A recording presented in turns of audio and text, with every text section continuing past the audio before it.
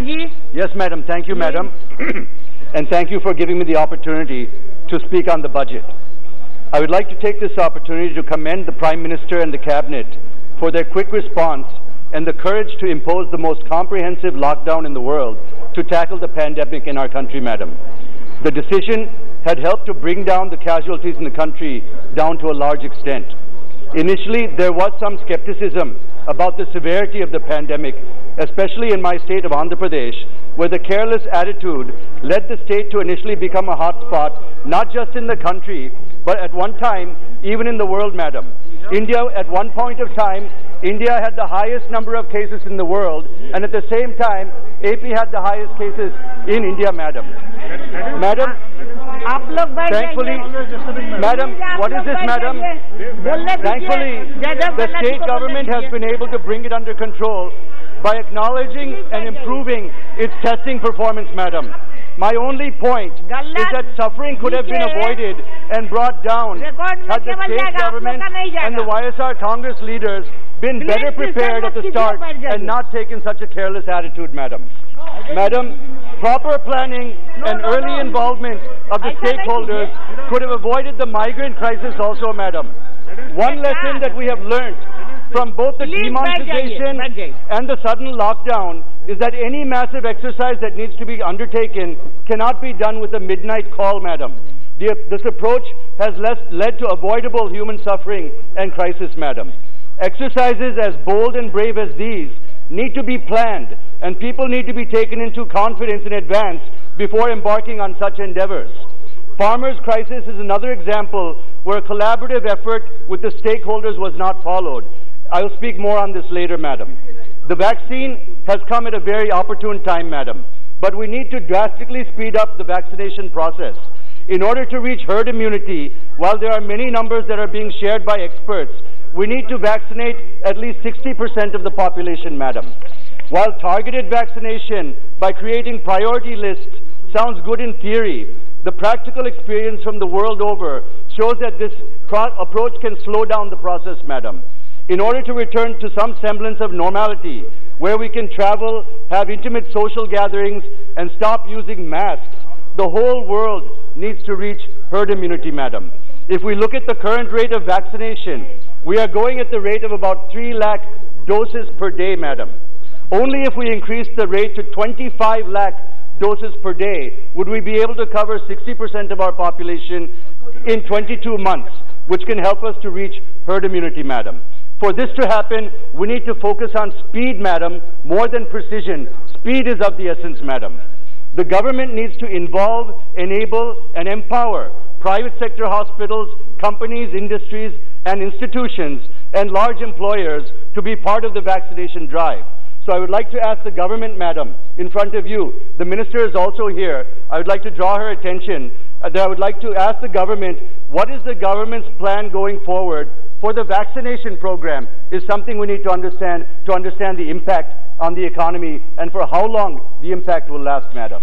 Experts, I've been recently reading some articles where experts believe at the current rate it would take the world 6 to 10 years to reach global herd immunity, madam. Will it take India also the same time, madam? If we go at the current rate of vaccination, I believe that seems to be the time frame. Financial planning also needs to be done by taking into account that the world may not reach herd immunity or attain semblance of normalcy for almost a decade, madam.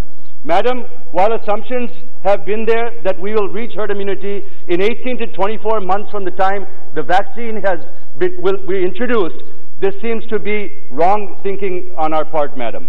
While we were thinking that 18 to 24 months is the reality, now we see that the figures projected, the targets for the next 5 years in the budget by the finance minister. I would like to ask the honorable finance minister, what assumptions have been made in regard to the Indian and global COVID response and vaccination programs while arriving at these financial numbers is very important for us to understand, madam.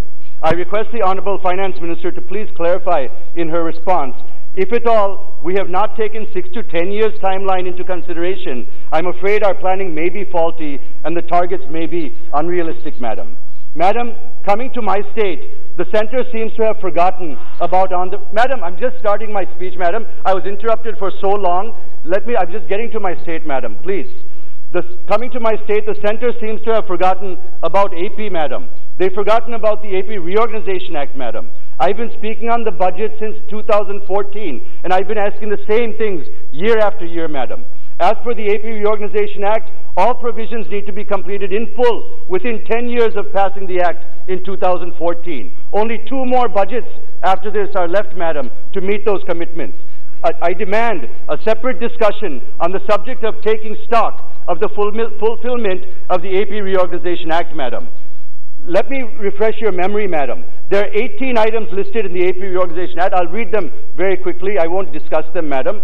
1, bridging the resource gap, the Polavaram project, formation of railway zone, establishment of greenfield crude oil refinery and petrochemical complex, financial assistance to Amaravati, Visakhapatnam and Vijayawada metro rail, rapid rail and road connectivity to Amaravati, development assistance to backward districts, establishment of Vizag-Chennai Industrial Corridor, institutes of national importance, formation of a port in Dugarajapatnam or Ramayapatnam is now what they're asking, increase of seats in the AP State Legislative Assembly, anomalies in taxation matters, payment of power dues by DISCOM, appointment of Schedule 9 institution, appointment of Schedule 10 institution, formation of Greyhound Training Center, and a steel plant at YSR Kadapa district, madam. Even the demands from my own constituency have remained the same over the last 6 years, madam. The construction of a 6-lane flyover at Shankar Vilas ROB, water pipeline from Krishna Canal to Guntur railway stations, funds for development of AIIMS in Mangalgiri, setting up a turmeric research center in Dugirala, and national express highways from Amaravati to Anantapur as a national project, to name a few. Madam, we ran in the 2014 election as a partner with the BJP, madam. While we made many promises, madam, please, just one more point and I'll go to the conclusion, madam, please. While we ran, many promises were made to the people, including the granting of special category status, based on the promises made by the top leadership of the BJP also, madam, as well as commitments made by former Prime Minister Manmohan Singh in the floor of the House. Over the course of the 5 years, madam, we followed the process of Sama, Dana, Beda, Dandopaya, madam. We started with requests, then we demanded, then we threatened, then we walked out of the alliance and the government, and we fought to the best of our ability, madam. But unfortunately, the people of AP did not absolve even the TDP of any blame for the failure of the BJP leadership to keep its promises, madam.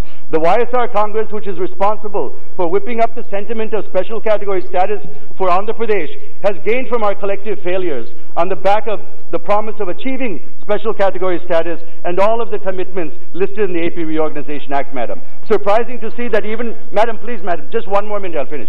Surprising to see that even in the 3rd budget after the election, they still seem to be in the requesting mode in spite of being in the opposition, the same position as we were as an alliance partner, madam. Where is the progress, madam? What have the people of AP achieved by bringing them to power? The YSR Congress has just turned the clock backwards by 5 years. One of the MPs from YSR Congress mentioned that the CM of AP in the past 20 months had met with the Honorable Prime Minister and Honorable Home Minister. Just 1 minister, I'll finish, sir. Please just give me 1 minute. That the CM of AP in the past 20 months has met 60 times.